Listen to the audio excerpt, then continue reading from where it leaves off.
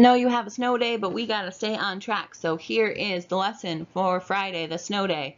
Please make sure you make it up and you get your bell work in. I will expect you to know this information. So do a one best thing for this Friday. So what do you think of when you hear the word conscience? Take a minute and think to yourself, what do you think of when you hear the word conscience?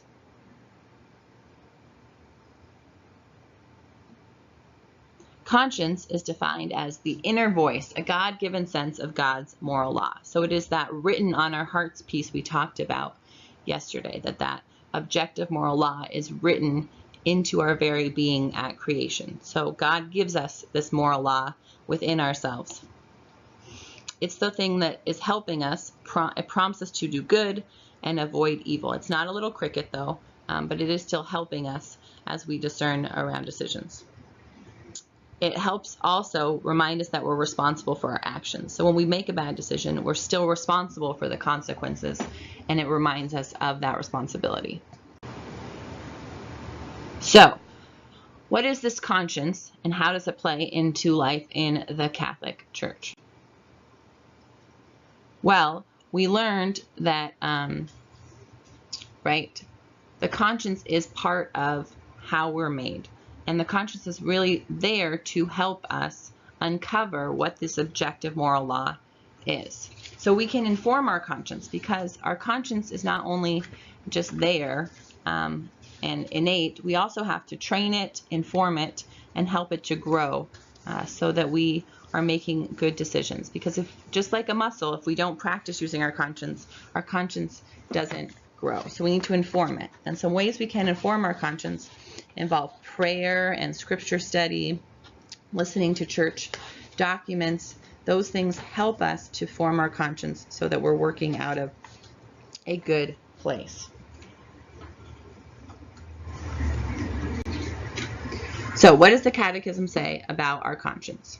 The Catechism, again, remember, is the book with church doctrine in it. Conscience is a judgment of reason by which the human person recognizes the moral quality of a concrete act. So it's our use of reason within ourselves to be able to judge whether something is good or bad. A good conscience will make judgments that conform to reason and the will of God. So if we have informed our conscience, if we have worked hard at molding our conscience, we can then help make better judgment calls about good and evil. Again, it's a muscle. It's something we have to train. It's something you can't just take as a given. A good conscience, again, requires that formation. It means that we're constantly in dialogue with prayer and scripture and church teaching and reason and experience and all these things that help us have a solid foundation to be working out of. Please make sure that you get these notes and that you understand this concept.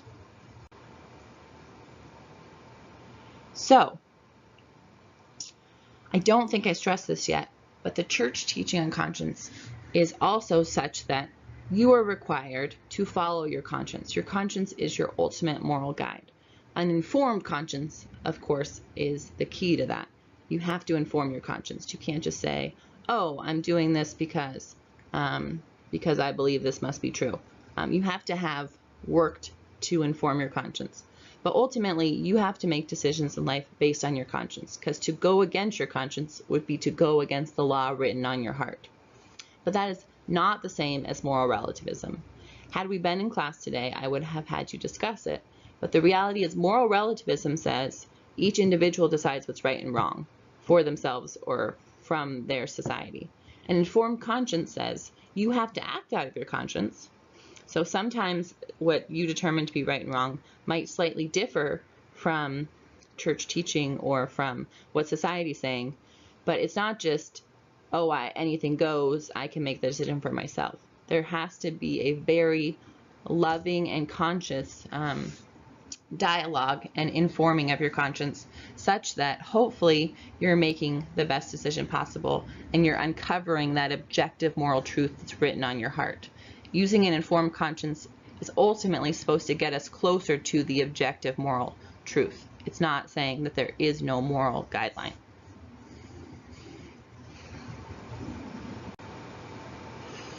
I'm going to put an examination of conscience next to this video, so that way if you would like, you could take a few minutes and just practice the art of examining your conscience and forming your conscience.